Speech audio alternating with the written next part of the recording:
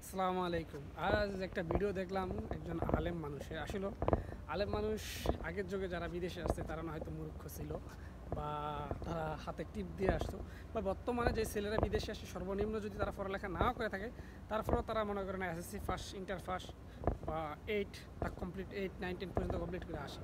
এমন না যে আগের মানুষ যারা আছে, আসলে হ্যাঁ আপনি এটা বলতে পারেন যে কিছু মানুষ বিদেশে আসার পরে ইসলামটাকে নিয়ে অতিরঞ্জিত কিছু করে ফেলে, এটা বাস্তবতা, এটা বলতে পারতেন। কিন্তু আপনি যেভাবে ঢালাওভাবে বলছেন মূর্খ টিপ দিয়া, তো এগুলো তো বলা ঠিক না।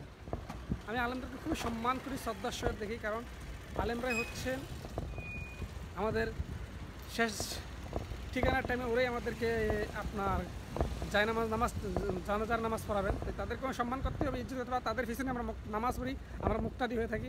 তো সেই মানুষগুলো যখন আপনারা এই যেভাবে কথা বলেন না, বিশ্বাস করেন আমাদের কাছে খুবই খারাপ লাগে। আপনারা আলেম মানুষ, আপনাদেরকে সম্মানের জায়গায় রাখি, রেসপেক্টের জায়গায় রাখি, যে আপনারা মূর্খ বলেন, হাতের টিপ। হ্যাঁ, যারা করে তারা অতিরঞ্জিত করে, সেটা আমরা জানি, সেটা আমরা মানি, কারণ আমরা কখনো এগুলো করি না। আমরা আলহামদুলিল্লাহ ইসলাম পেয়েছি বড় বড় ফির মাশায়েখের মাধ্যমে, আর আমরা এগুলোকে অস্বীকার করতে পারবো না, কারণ এগুলো অস্বীকার করার মতো ক্ষমতা আমাদের নাইও।